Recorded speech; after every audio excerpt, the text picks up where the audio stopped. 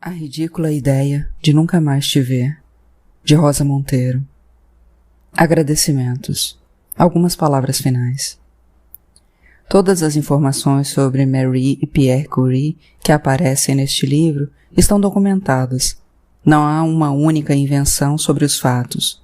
No entanto, me permiti viajar nas interpretações, pois utilizei a grande Madame Curie como um paradigma, um arquétipo de referência através do qual pude refletir sobre os temas que ultimamente insistem em rondar minha cabeça. Um exemplo dessas viagens.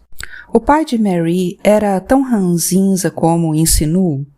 Acredito que sim, mas o leitor tem as mesmas informações que eu e pode decidir se concorda ou não com o que digo. De qualquer modo, ele representa todos aqueles pais ranzinzas que, sem dúvida, existem. Estes são os textos nos quais me baseei para contar a vida de Marie. O primeiro, comovente e francamente bom, escrito pela sua filha caçula, Eve Curie, Madame Curie, de Nova York, Doubleday, Doran e Company, de 1937. É um livro antigo e em inglês. Infelizmente, a obra está fora de catálogo.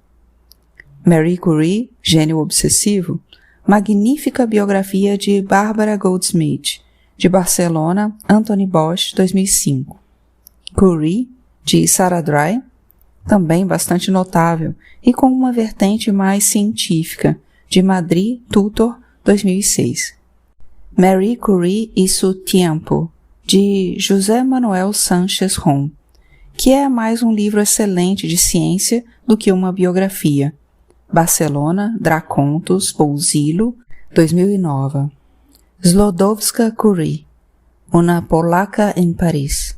O mais recente e breve, com muitas fotos, de Belén Yuste e Sônia L. Rivas Cabello, Madrid, Edicel, 2011. Escritos autobiográficos de Marie Curie, volume interessantíssimo e fascinante que reúne os numerosos escritos não científicos de Madame Curie. Barcelona, Edições UAB, 2011. Também há muito material sobre os Curie na internet. Achei especialmente útil a biografia de Marie feita pelo American Institute of Physicists, disponível em www.aip.org/history/Curie. Quero agradecer ao meu amigo e excelente escritor Alejandro Gándara, que me recomendou estes 3 livros formidáveis citados no meu texto.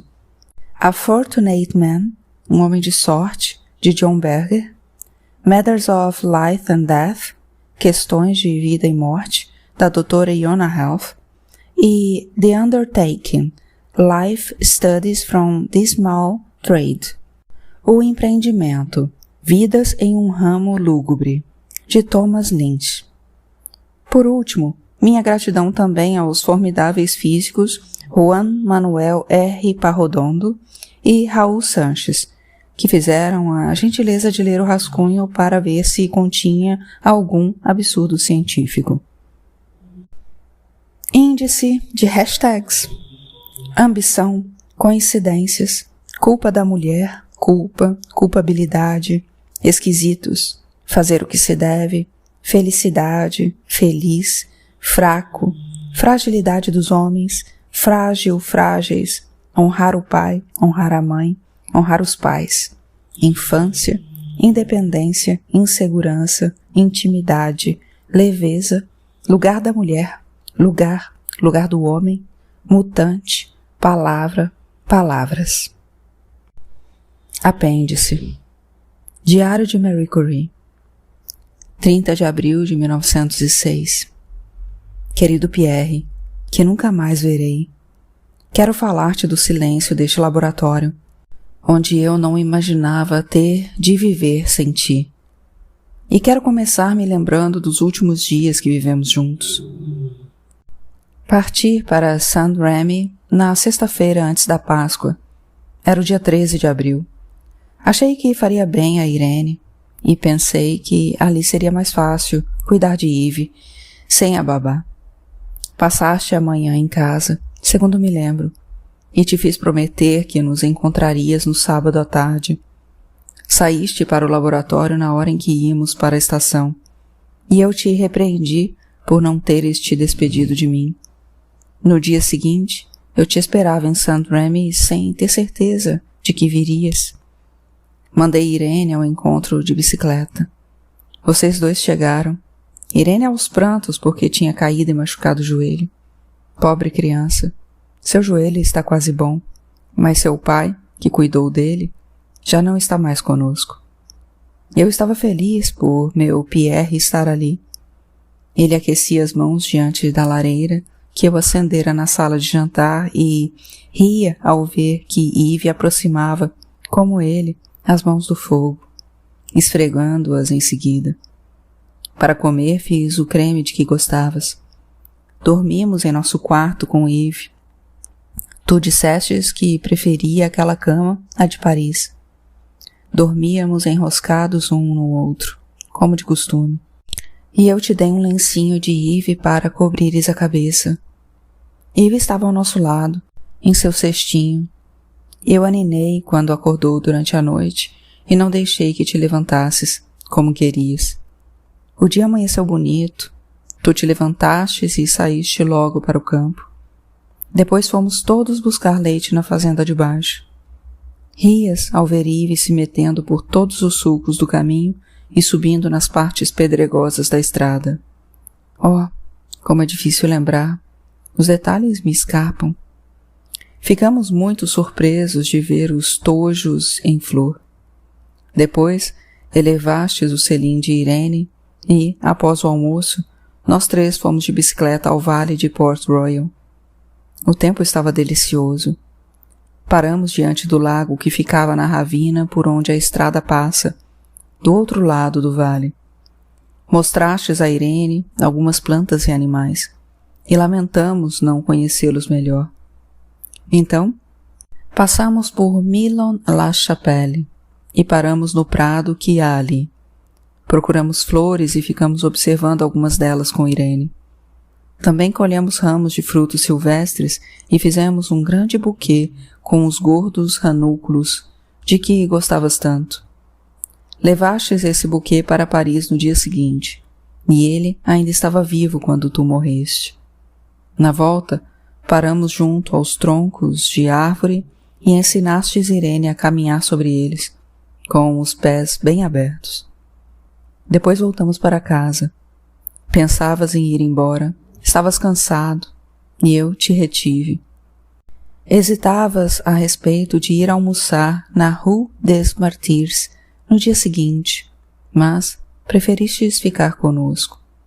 A noite foi um tanto agitada porque Yves chorou um pouco, mas não te zangaste. No dia seguinte estavas cansado. O tempo estava divino. De manhã sentastes no prado, no caminho da vila. Irene corria atrás das borboletas com uma redinha tão frágil e tu achavas que ela não caçaria nenhuma.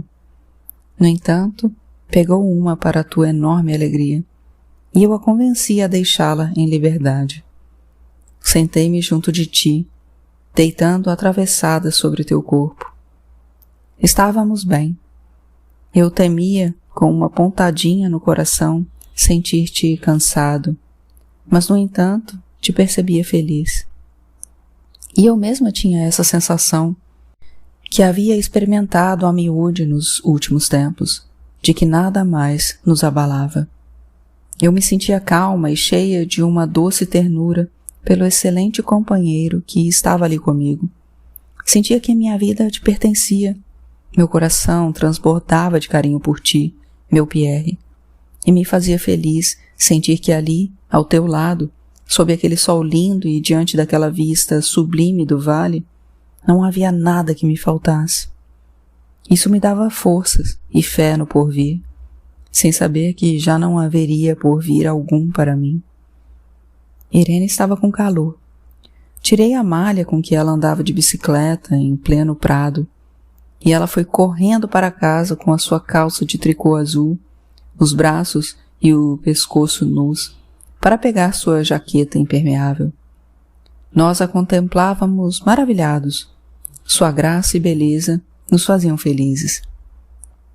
Deixei uma coberta grossa do lado de fora da casa para que descansasses, pois precisávamos ir à fazenda de cima. Porém quiseste vir conosco. Eu tinha um pouco de medo de que te cansasses, mas ainda assim fiquei contente, pois tinha pena de te deixar ali. Fomos bem devagar. Prestavas atenção que Irene andasse com os pés abertos. Lá no alto, mandamos Irene e Emma à fazenda, e seguimos pela direita, tu e eu, com Eve, em busca dos lagos com nenúfares, dos quais nos lembrávamos. Os charcos estavam meio secos, e não havia nenúfares, mas os tojos floresciam. Nós os contemplamos admirados. Levávamos Eve no colo, primeiro um, depois o outro, principalmente eu.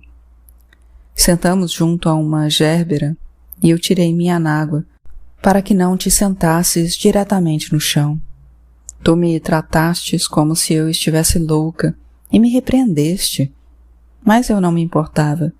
Tinha medo de que pegasses algo. Eve nos divertia com suas gracinhas. Por fim, Emma e Irene vieram ao nosso encontro. Ao longe se via a jaqueta de Irene. Estava ficando tarde. Descemos pelo caminho que atravessa o bosque, onde encontramos lindas vincas e violetas. Assim que chegaste à casa, quiseste partir.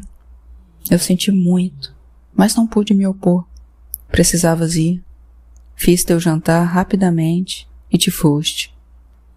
Fiquei um dia a mais em Saint-Rémy e não voltei até quarta-feira, no trem das 14h20. Sob um mau tempo, frio e chuvoso. Queria proporcionar às meninas mais um dia no campo.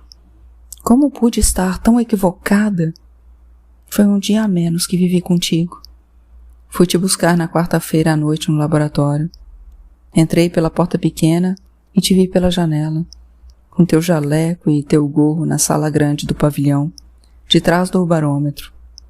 Assim que entrei, me dissestes que havia pensado que, com aquele mau tempo, eu não lamentaria ter partido de Saint-Rémy. Respondi que, de fato, era verdade, que eu quisera ficar um pouco mais por causa das meninas. Foste buscar o sobretudo e o chapéu na sala onde trabalho, e eu te aguardei perto do barômetro. Voltaste e nos dirigimos à casa de Fofoit. No caminho, falamos dos compromissos. Estávamos um pouco contrariados, antecipando os aborrecimentos. E eu me perguntava se não teria sido melhor não ir ao jantar. Era a última vez que eu jantaria contigo. Entramos. Fiquei conversando com Madame Rubens e só voltei a me juntar a ti quando sentamos à mesa. Estávamos num dos cantos dela. Henri Poincaré entre nós. Eu conversava com ele sobre a necessidade de substituir a educação literária por um ensino mais próximo da natureza, e lhe falei do artigo de que tínhamos gostado, meu Pierre. Não foi em Saint-Rémy que o lemos? Depois, um pouco incomodada por ter falado tanto, tentei ceder-te a palavra, obedecendo a essa sensação que sempre tive de que o que poderias dizer seria mais interessante do que o que eu mesma diria. Em todas as circunstâncias de nossa vida, sempre tive essa confiança inabalável em ti, em teu valor.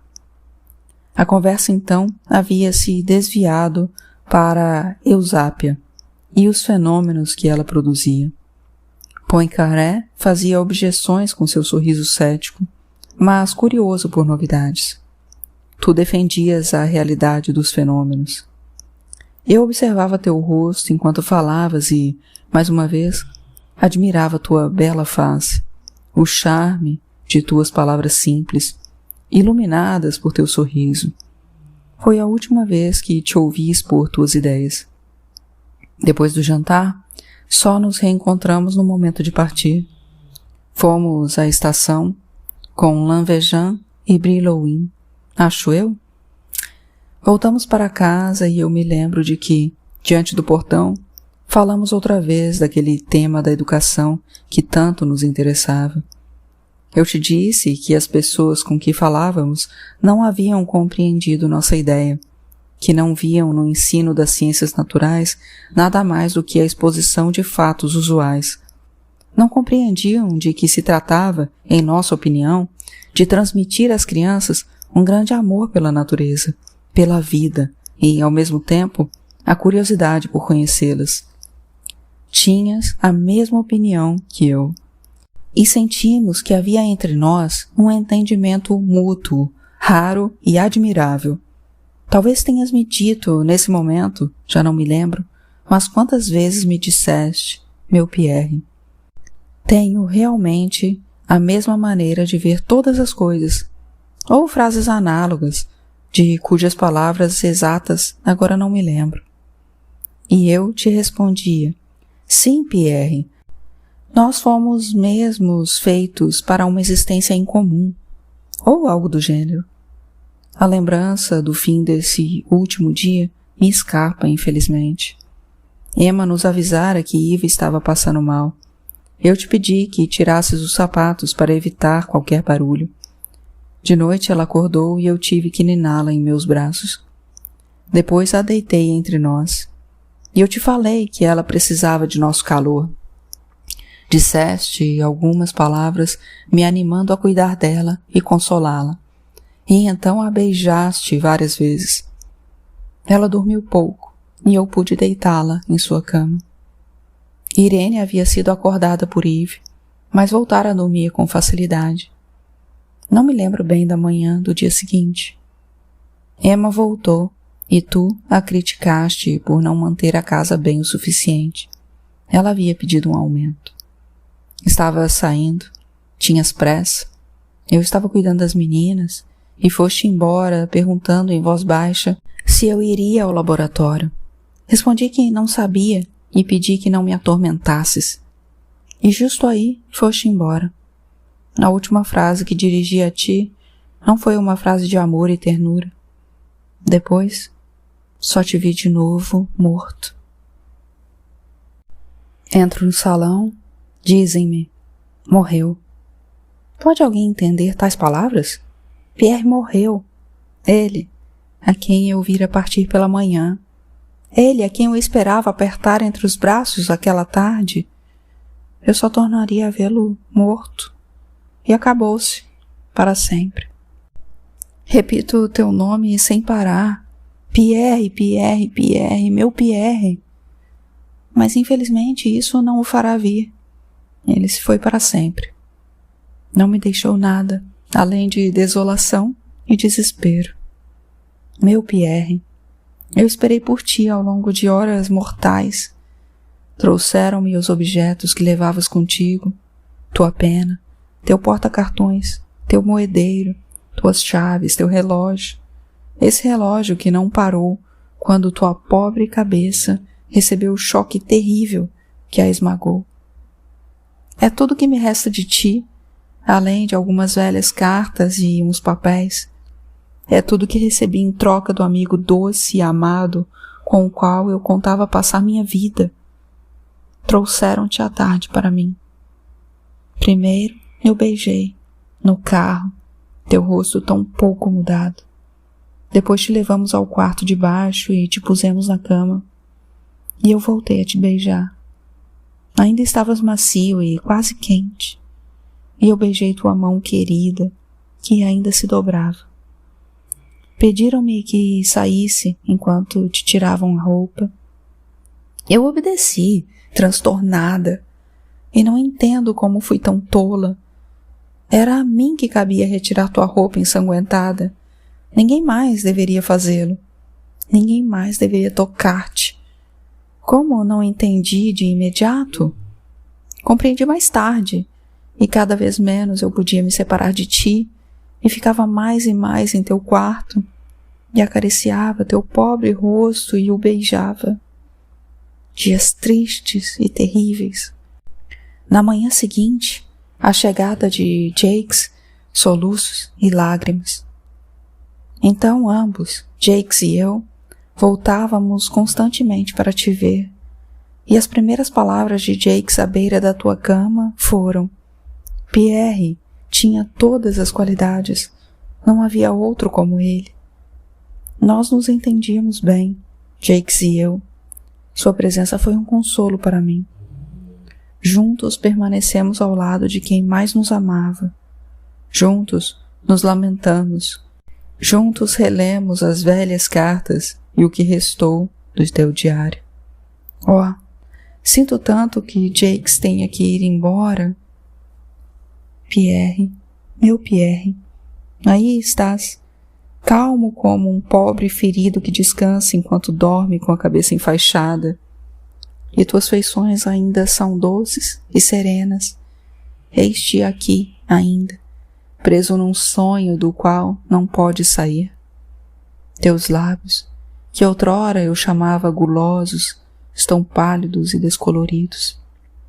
Teu cavanhaque grisalho, mal dá para ver teu cabelo, já que a ferida começa bem ali e é possível ver levantando o osso de cima, à direita da testa. Oh, como padeceste, como sangraste, tua roupa está empapada de sangue. Que golpe sofreu tua pobre cabeça, que tantas vezes acariciei com minhas mãos, e novamente baixei as pálpebras que tantas vezes fechavas para eu as beijar com um gesto familiar e que hoje recordo e que verei apagar-se cada vez mais na memória. Mesmo a lembrança já é confusa e incerta. Oh, como lamento a falta de memória visual que me impede de ter uma imagem clara do que desapareceu. Logo, o único recurso serão teus retratos. Oh, eu precisaria ter uma memória de pintor e escultor para que fosse sempre visível aos meus olhos, para que tua imagem querida não se apagasse jamais e me acompanhasse fielmente. Lamento sentir que tudo que escrevo é frio e que não posso fixar por escrito a lembrança daquelas horas atrozes. O que posso, então, esperar salvar do desastre e conservar para o futuro, a fim de dar sustento às minhas ideias perdidas? 1º de maio de 1906. Meu Pierre, tudo é desconsolo neste lar que deixaste. A alma da casa partiu. Tudo é triste, desolador e sem sentido. Nós te pusemos no caixão no sábado de manhã e eu segurei tua cabeça enquanto te transferíamos. Quem mais terias querido que seguraste essa cabeça? Eu te beijei, Jacques e André também. Deixamos um último beijo no teu rosto frio, mas como sempre tão querido. Depois, algumas flores sobre o caixão e meu pequeno retrato de jovem estudante muito sábia, como você dizia, e do qual gostavas tanto. Era esse retrato que devia acompanhar-te no túmulo, pois era o retrato daquela que havias escolhido como companheira, daquela que teve a felicidade de agradar-te tanto que não hesitaste em lhe fazer a oferta de compartilharem a vida, apesar de não tê-la visto mais do que umas poucas vezes. E me disseste várias vezes que foi a única ocasião em tua vida na qual agiste sem qualquer hesitação, pois tinhas a convicção absoluta de agir bem. Meu Pierre, creio que não te enganaste. Fomos feitos para viver juntos, e nossa união era certa. Infelizmente, ela teria apenas de ter durado mais. Teu caixão é fechado, depois de um último beijo, e eu não te vejo mais. Não aceito que o cubram com aquele horroroso pano preto. Eu o cubro de flores, e sento ao lado dele, até o levarem. Mal me afastei dele. Quero dizer aqui o que senti. Estava sozinha com teu caixão e coloquei a cabeça nele, apoiando minha testa. E, apesar da imensa angústia que sentia, eu falava contigo. Disse que te amava e que sempre te amei com todo o meu coração. Disse que sabias disso e que eu te fizera a oferenda eterna da minha vida inteira. Te prometi que jamais daria a nenhum outro o lugar que tiveras na minha vida, e que tentaria viver como gostarias que eu o fizesse. E tive a impressão que, daquele contato frio da minha testa com o caixão, vinha uma espécie de calma e a intuição de que encontraria novamente a coragem de viver. Isso era uma ilusão, ou terá sido um acúmulo de energia que vinha de ti e se condensava no ataúde fechado, e isso me chegava por esse contato, como uma ação benigna da tua parte? Vem te buscar, público entristecido, olho para eles, não lhes dirijo a palavra. Nós te acompanhamos a Selks e te vejo descer à grande e profunda cova que deve receber teu último leito. Depois, o terrível cortejo de pessoas que se ofereceram para nos levar. Mas Jacques e eu permanecemos. Queremos ver até o fim. Cobrem a fossa, depositam ramos de flores. Tudo acabado. Pierre dorme em seu último sono sob a terra. É o fim de tudo, tudo, tudo. Não é, meu Pierre, que fiz bem de impedir, em torno do teu funeral, o barulho e as cerimônias que detestavas? Preferiste, tenho certeza, partir assim, sem agitação, sem demonstrações inúteis, sem discursos. Sempre amaste a calma e, nos 2 últimos dias em Saint-Rémy, me disseste mais uma vez que aquela tranquilidade te fazia bem.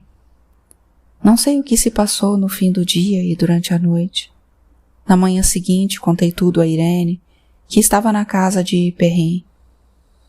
Até o momento, eu lhe dissera apenas que seu pai sofrera um grande ferimento na cabeça e que ela não podia vir conosco. Ela ria e brincava ao lado de onde velávamos seu pai morto.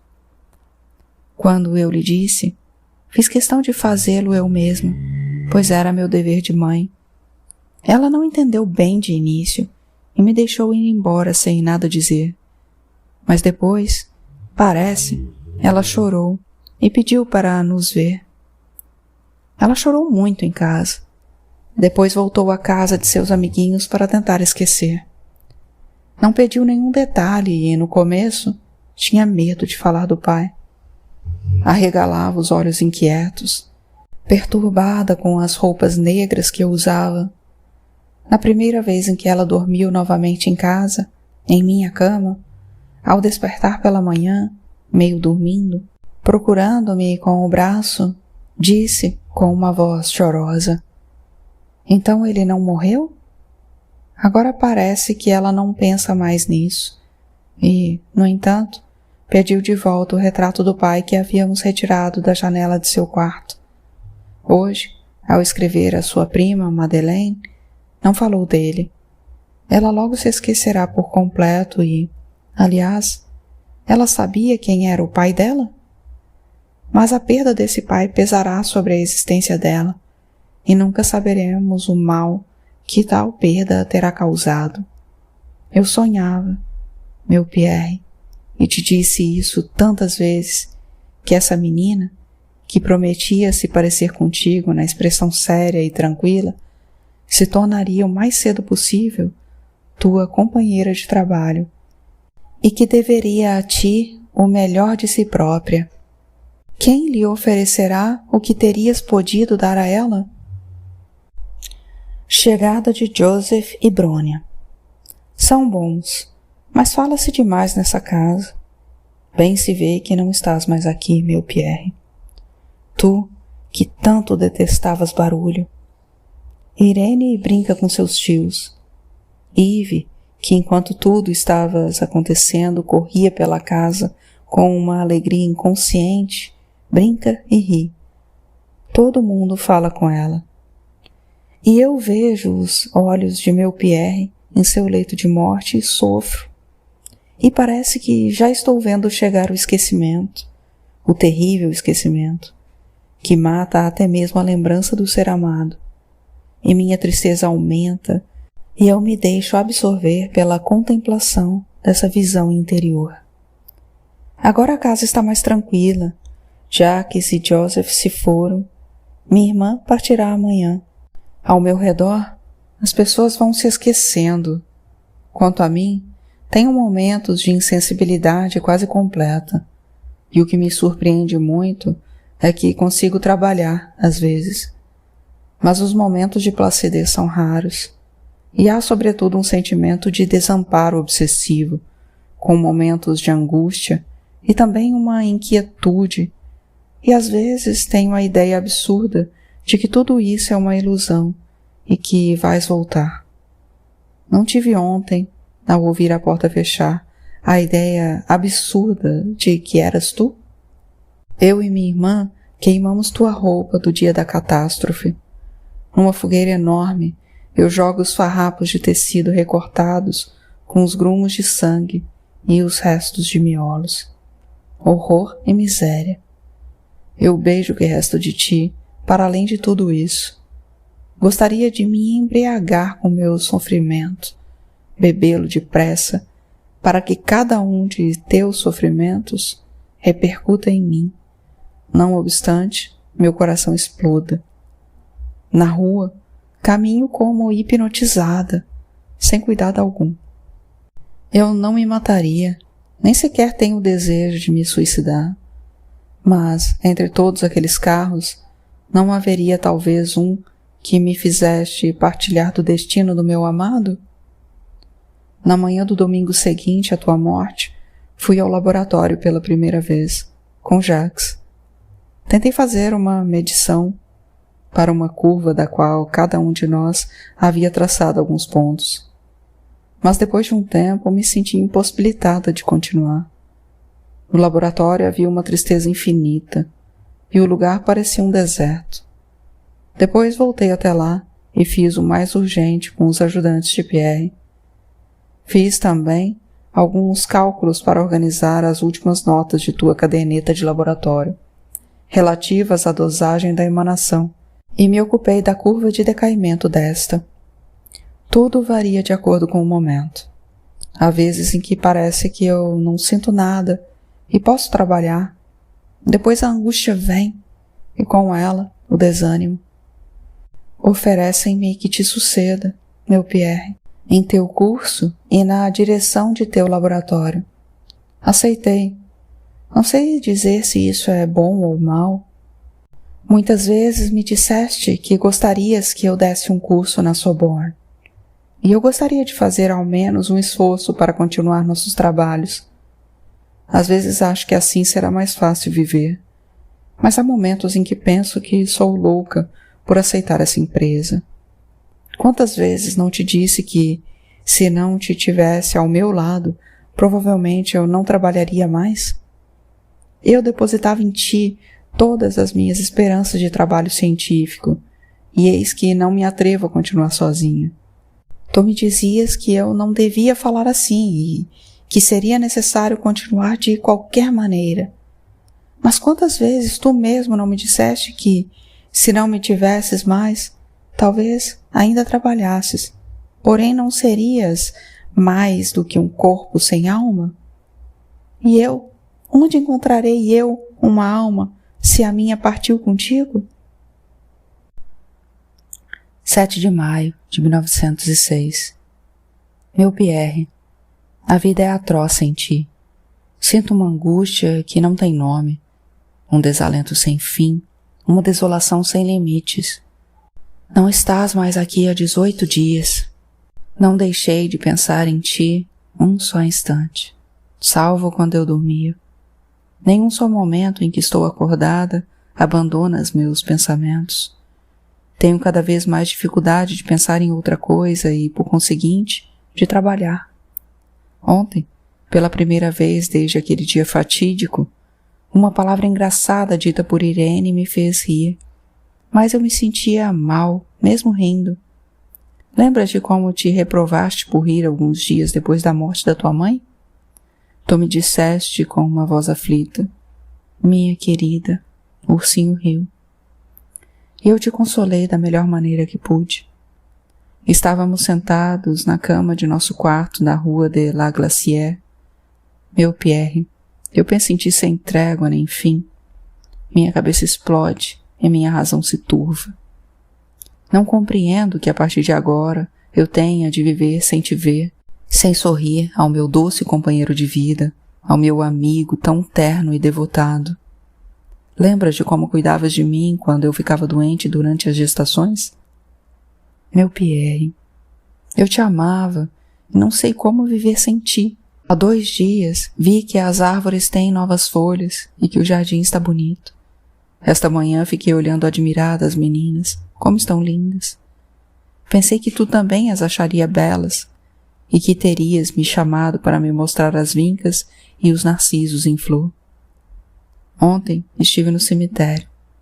Não conseguia compreender as palavras Pierre Curie gravadas na lápide. O sol e a beleza do campo me faziam mal. Eu levei meu véu para ver tudo através do tecido. Pensei também que estavas mais tranquilo no cemitério de Saulx do que em qualquer outro lugar. Meu Pierre, assim como meu coração se agarra à lembrança da tua imagem querida, parece-me que o esforço de meu sofrimento deveria bastar para arrebentá-la e dar fim à minha vida, da qual te foste. Meu belo, meu bom, meu querido Pierre amado.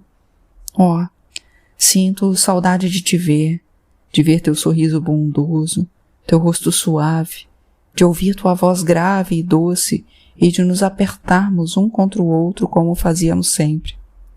Pierre, eu não posso, não quero suportar isso. A vida não é possível.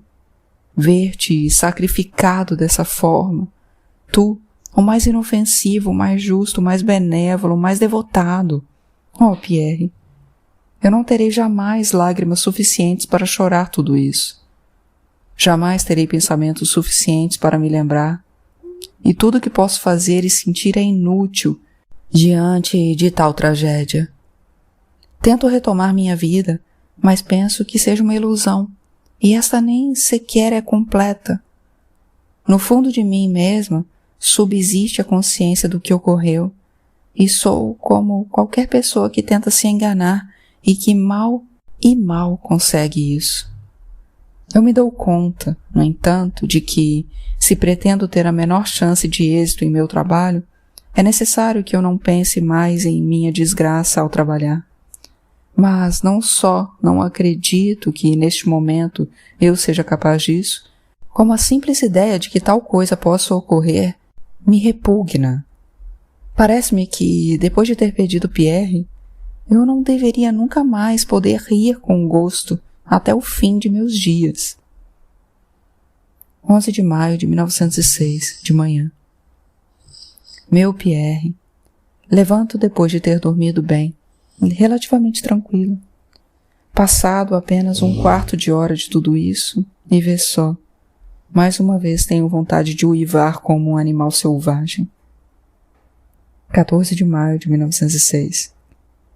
Meu pequeno Pierre, queria te dizer que as chuvas de ouro estão em flor, que as glicínias, o espinheiro branco e os lírios estão começando. Adorarias ver tudo isso e te aquecer ao sol. Quero te dizer também que fui nomeada para o teu cargo e houve imbecis que me parabenizaram. E também que continuo vivendo desolada e que não sei o que será de mim, nem como suportarei a tarefa que me resta. Por vezes parece que minha dor ameniza e adormece, mas logo depois renasce tenaz e poderosa. Quero te dizer que não gosto mais do sol nem das flores. A vista delas me faz sofrer. Sinto-me melhor nos tempos sombrios, como no dia da tua morte.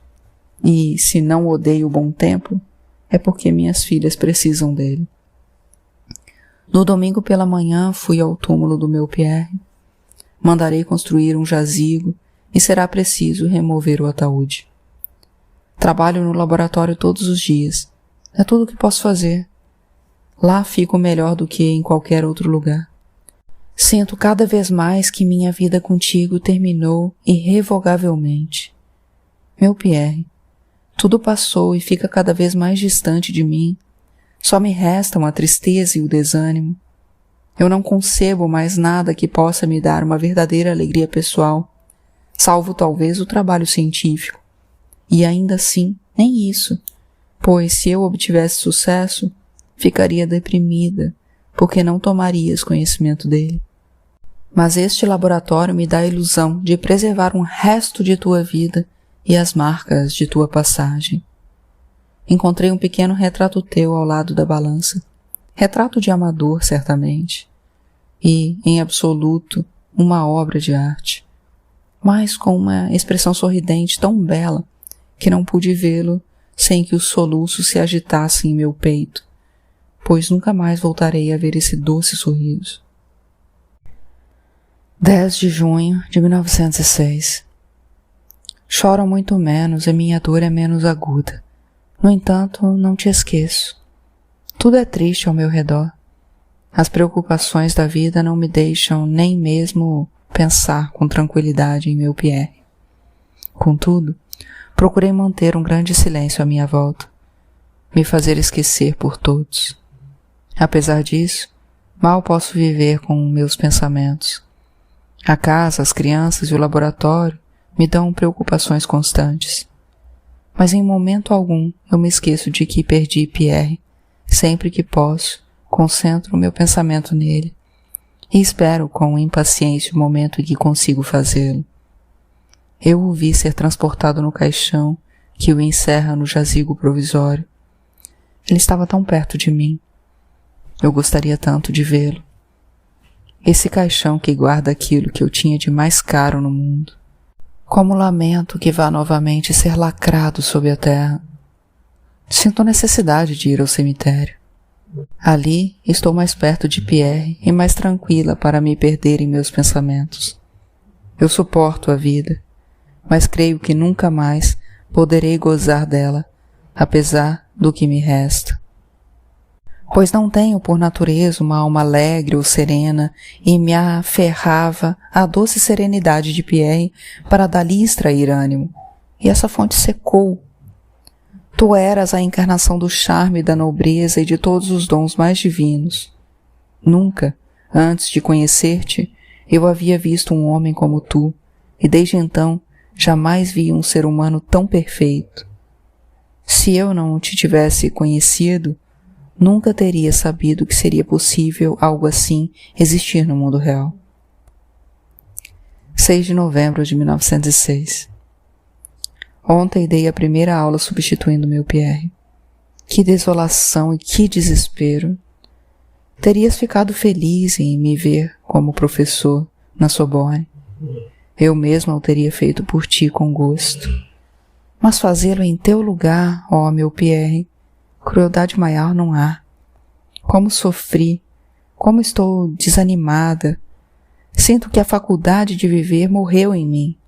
Não tenho nada mais além do dever de criar minhas filhas e continuar a tarefa que aceitei. Quiçá seja também o desejo de provar ao mundo, e sobretudo a mim mesma, que aquela a quem amaste realmente valia algo. Tenho também uma vaga esperança, bem fraca, desafortunadamente, de que talvez tenha conhecimento de minha vida de dor e esforços, e que te sentirás grato, e talvez assim eu te encontre mais facilmente na outra vida, se houver uma. Se assim for, tomara que eu consiga te dizer que fiz todo o possível para me mostrar digna de ti. Eis aí a única preocupação atual em minha vida. Já não quero mais pensar em viver para mim mesma. Não tenho nem o desejo nem a faculdade para isso. Não me sinto mais viva nem jovem. Não sei mais o que é a alegria ou mesmo o prazer.